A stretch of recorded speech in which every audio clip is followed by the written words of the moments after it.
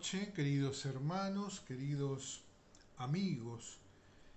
Quiero compartir ya en un tercer video las características referentes al arrepentimiento. Continúo con esto porque es un tema muy profundo, muy extenso, y no es para comentar y explicar en 10 minutos.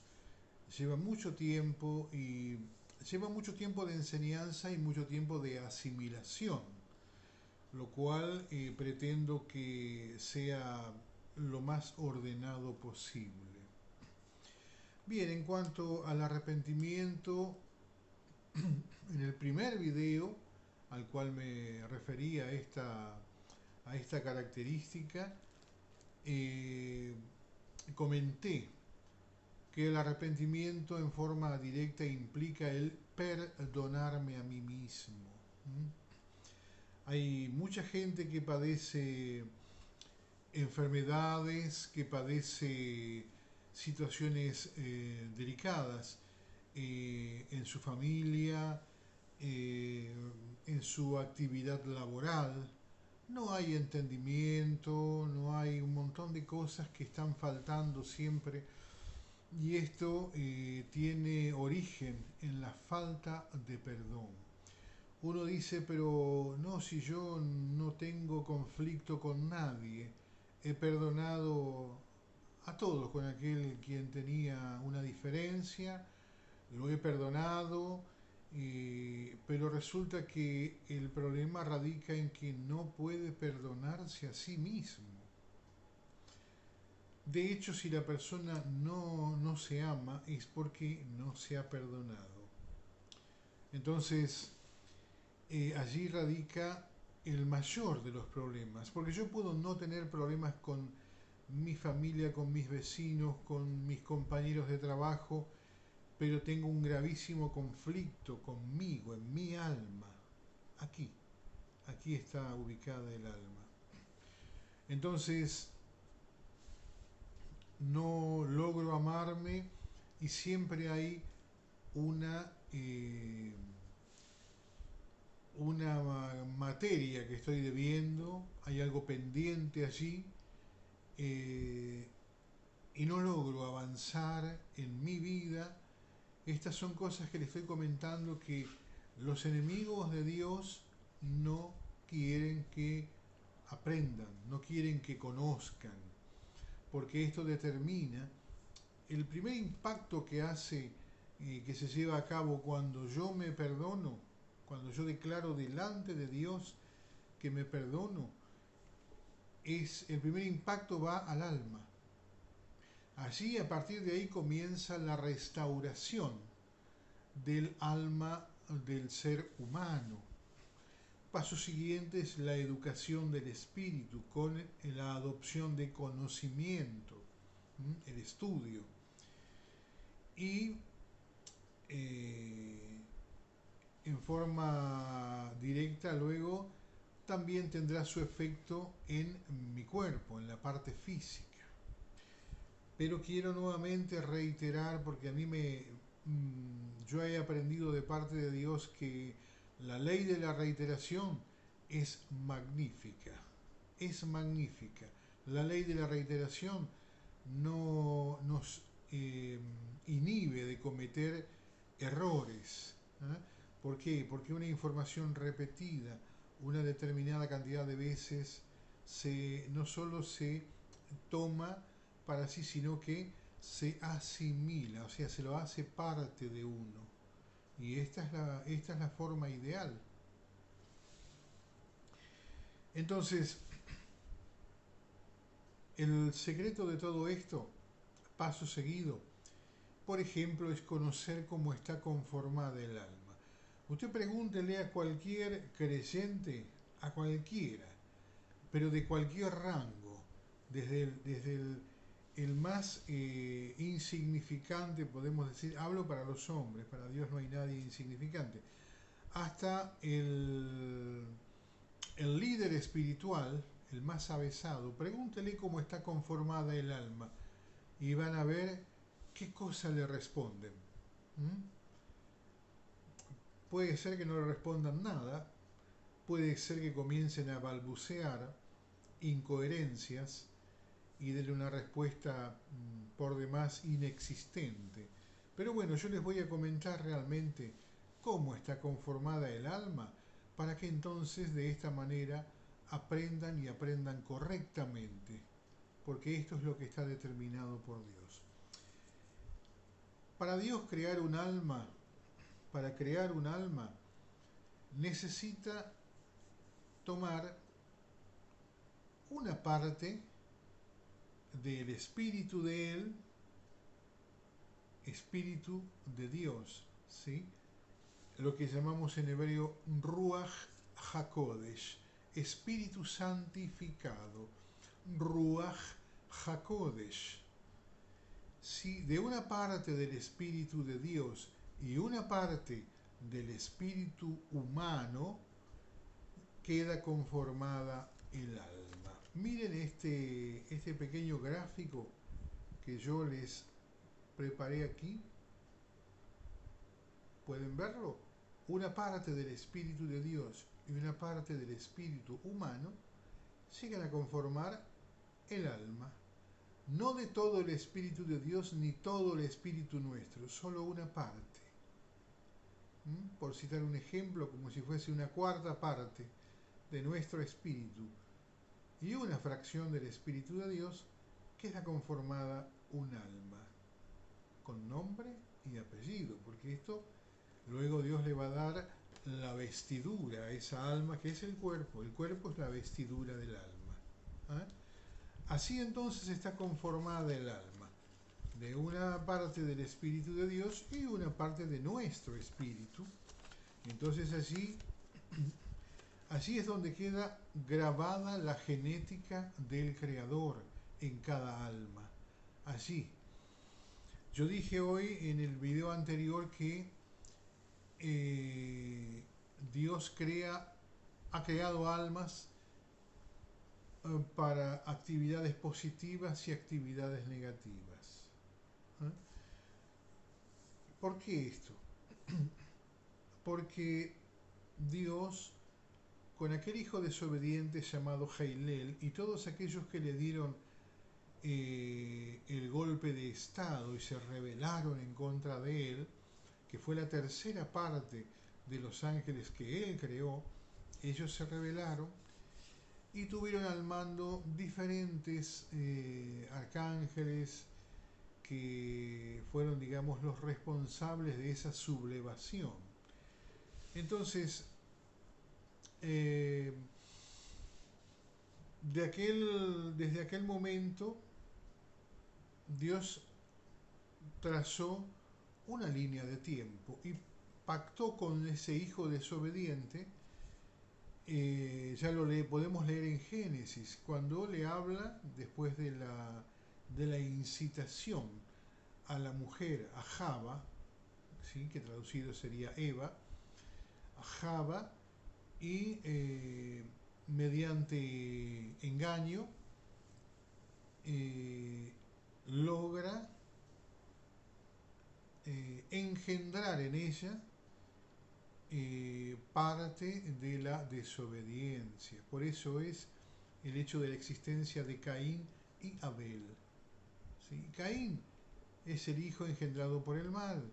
Abel es el hijo engendrado por Dios, por la mujer, porque Dios luego le dice, para volver a poner las cosas en orden, le dice, y pondré enemistad entre ti y la mujer, entre tu simiente y la simiente de ella. Está hablando de dos simientes, la simiente del mal y la simiente del bien, o sea, la simiente positiva y la simiente negativa. Esto indica, todo es así en el universo, por eso existen el día y la noche, lo dulce, lo amargo, lo positivo y lo negativo. El judío no habla de bien y mal, porque en Dios no hay cosas malas, hay cosas negativas. Y como lo dije hace un instante, Dios ha creado almas para actividades positivas y para actividades negativas. En diferentes textos, por citar, en el caso de Michelet, en Proverbios, por ejemplo, Dios dice que Él ha creado al impío para el día malo. ¿Mm? O sea que ahí, en ejemplo, tenemos un alma que Dios creó para el día malo, para las cosas negativas. Bien, Dios entonces pactó con ese hijo desobediente que Él ordenadamente habría de entregar almas. Porque, ¿cuál es la finalidad de todas estas? De tanto sean las entidades como las deidades. ¿Sí? Entidades son aquellos ángeles caídos que eran, en el caso de ángeles, que cumplían órdenes. Mientras que deidades son aquellos que alcanzaron eh, el nombre de semidioses. ¿Sí? Tenemos en el universo creo que un sinfín de nombres de semidioses. Por citar un ejemplo, Tamus, Zeus. ¿Sí? Cito dos ejemplos nada más para no cargar mucha cantidad de datos estadístico y que genere un inconveniente, en vez de una bendición, poner en claro todos estos términos. Entonces, ellos alcanzaron el nivel de semidioses, mientras que otros eran solamente, por el hecho de citar un ejemplo, eran empleados. ¿Sí? De así que entonces Dios pacta con su Hijo y el compromiso era entregar almas, porque ellos, la finalidad de ellos, los que están aquí en la tierra, se alimentan de las almas. Pero específicamente hasta que toman el alma que atormentan, mientras tanto se alimentan de la energía negativa, se alimentan de los miedos de la persona, de los temores, las inseguridades, los terrores nocturnos, ¿sí? De todo eso se van alimentando, porque eso es energía negativa, ellos consumen eso y de eso se alimentan. Cuando el propósito es atormentar a un alma por días, meses, años, y la finalidad es tomar esa alma porque Dios la ha entregado. Entonces, para aquellos que no puedan aceptar esto que digo, les voy a citar un ejemplo muy claro. Para que el pueblo hebreo salga de Mizrahi, de Egipto, Dios mandó que sean entregadas las almas, tanto de los primogénitos de los hombres como de los animales. Entonces allí, en aquella noche muy particular, muy específica, podría decir, no pasó la muerte, como he oído de todo en esta supuesta enseñanza, ¿no? Dicen que en esa noche pasó la muerte y bueno, entonces murieron los primogénitos de los hombres como los de los animales. En realidad, el texto no dice que pasara la muerte en primer lugar. Quien pasó en primer lugar fue el heridor. Es otra entidad sumamente poderosa, sumamente capaz y además sumamente obediente a Dios, porque cumple las órdenes con toda exactitud, con el diagrama que Dios le ha trazado.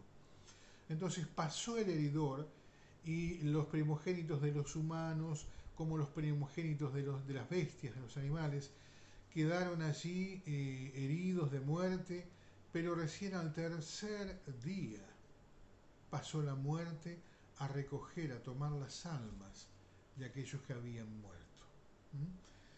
Pasó la muerte recién porque fueron heridos, pero no murieron en la primera noche. Pasaron al tercer día recién, por eso con gran apremio el faraón dice, bueno, que tomen sus cosas y salgan de la tierra de Egipto porque vamos a ser muertos todos.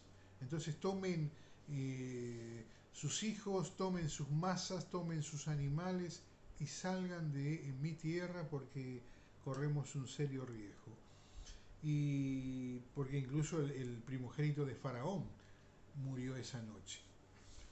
Y claro, entonces así sucede lo que se llama intercambio de equivalencias, para que las almas de los hijos del pueblo hebreo puedan salir, fueron entregadas las almas de los primogénitos de los hombres en Egipto, para que los animales del pueblo hebreo pudiesen salir de la tierra de Egipto, fueron entregadas las almas de las bestias de Egipto a cambio. Entonces, esto es así, aunque cueste aceptarlo, cueste creerlo. Esto yo sé que nunca se los han enseñado, pero es fundamental que lo sepan, que lo aprendan, que lo asimilen. ¿Por qué? Porque si nuestra alma hoy está con vida y tiene su vestidura, que es el cuerpo, es porque Dios entrega a diario otras almas a cambio de la nuestra. O sea, que tengan el agradecimiento permanente, perpetuo a Dios, porque está haciendo una obra que no ven la mayoría. Pero ya en breve van a comenzar a observar, a apreciar este tipo de cosas que Dios hace. Yo siempre me centro en la desmitificación, sacar los mitos que han agregado en los escritos sagrados, en la Biblia. Muy bien, les voy a dar dos definiciones excepcionales que todas tienen que ver con el arrepentimiento. ¿Sí? ¿Qué es la misericordia? La misericordia es la mayor expresión de amor que Dios puede ofrecer al ser humano. Y les cito un ejemplo breve. Dos mujeres tienen familia el mismo día, en una misma ciudad, en un mismo lugar, con, eh, con la mala suerte en una que su hijo nace muerto.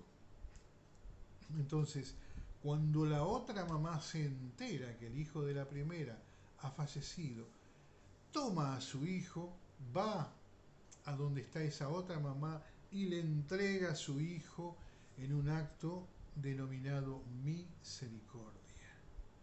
¿Eh? Lo mismo ha hecho Dios con su hijo. Lo entregó precisamente por misericordia. Ahora, ¿qué es la gracia? La gracia es el mecanismo por el cual Dios hace posible aquello que es imposible. Imposible para el ser humano. Yo no puedo redimir mi alma. Ningún ser humano puede redimir su propia alma y ningún hermano puede redimir el alma de su otro hermano. Entonces, esto lo tiene que hacer Dios, indefectiblemente lo hace Dios. Entonces, por medio de la gracia es que hace posible lo que para nosotros es imposible, para Él, el que no conoce ni cosas difíciles ni imposibles, entonces aplica la gracia como método, metodología, como canal para entonces alcanzar y transformar aquello imposible en algo sí posible. Aquí les brindo las dos definiciones de misericordia y de gracia. ¿Sí? Esto es muy, como dije, importante que lo aprendan. ¿Por qué razón? Porque esto tiene incidencia directa en el arrepentimiento, en que yo logre perdonarme, comience a aprender a amarme, ¿sí? Comienza la restauración de mi alma y comienza también la educación de mi espíritu. Porque aquí el problema, el espíritu, que es el que gobierna sentimientos, pensamientos y emociones, al no tener educación, hace cosas, lleva al hombre a hacer cosas que no están bien. Por ejemplo, las adicciones. Eso es un problema por el cual el espíritu no está educado. Por eso existen las adicciones. Cuando el pecado es consumado, o sea, la transgresión, lo que yo pensé, lo llevo a la práctica, algo malo, entonces es porque mi espíritu no está educado. En consecuencia, mi alma no tiene ninguna restauración, está en el estado semejante a una bestia. Entonces, allí está esto que tiene incidencia directa en el arrepentimiento. El arrepentimiento es algo fundamental interpretarlo, porque de esta manera realmente podemos dar gracias a Dios y podemos glorificar. ¿Cómo? Del momento que nos arrepentimos y comenzamos a amarnos, estamos glorificando a Dios. La importancia entonces de entender, de aplicar la forma en que Dios quiere que nos arrepintamos. ¿Sí? ¿Por qué? Porque del momento que decidimos hacer la voluntad de Dios, tenemos indefectiblemente que dejar a nuestro albedrío. Ya no es más como a mí me parece, como yo digo, como yo quiero, como yo pienso. No. Es como Dios quiere, como Dios piensa, como Dios determina o ha determinado, como Dios quiere, como sea su voluntad. Si le decimos a Dios, Señor, cúmplase tu voluntad, entonces tenemos que automáticamente somos conscientes que dejamos nuestro albedrío. Pero ¿qué pasa? No es que no tengamos más capacidad de pensar, de ninguna manera, de determinar cosas, de tomar decisiones, no. Lo haremos, pero con una conciencia renovada, ¿sí? Renovando el espíritu de nuestra conciencia. Entonces tomaremos decisiones acertadas que nos van a beneficiar y no vamos a perjudicar a nuestro entorno, antes lo vamos a bendecir. Si estoy siendo claro, quisiera que me lo digan, y si no estoy siendo claro, con más razón, quiero que me lo digan también. Por favor, sean claros con ustedes mismos, sean sinceros, lo que tengan en su corazón, exprésenlo. Porque la palabra que es dada a tiempo salva almas. No hablamos de salvar vidas, aquí hablamos de salvar almas, porque para Dios lo que tiene fundamental importancia es el alma, ¿sí? Fundamental. El cuerpo también le interesa a Dios, porque nosotros debemos alabar a Dios, honrarlo, bendecirlo y glorificarlo en espíritu, en alma y en cuerpo. Por eso lo dice el gran mandamiento: amarás al Señor tu Dios de todo tu corazón, de toda tu alma y con todas tus fuerzas. Es mentira lo que les han enseñado, que dicen que la carne para nada importa, para nada sirve. No, no. Si no sirviera, si no interesara, Dios no lo hubiese creado. Seríamos solamente seres espirituales, no nos hubiese dado cuerpo. Así que les animo con todas sus fuerzas. Busquen a Dios y, como dije, oren y consulten a Dios. Baruch Hashem, bendito el nombre. Les agradezco otra vez por la atención dispensada y les quiero bendecir con toda bendición, la de los cielos y también la de la tierra. Gracias, queridos hermanos, queridos amigos, y espero que esto sea para una profunda, pero profunda bendición, que hace una transformación, como dije, partiendo del alma hacia el espíritu, hacia el cuerpo humano, y esto derive en consecuencias en sus hogares, en su actividad laboral, en todo cuanto ustedes tengan contacto. Shalom Aleichem, paz a ustedes.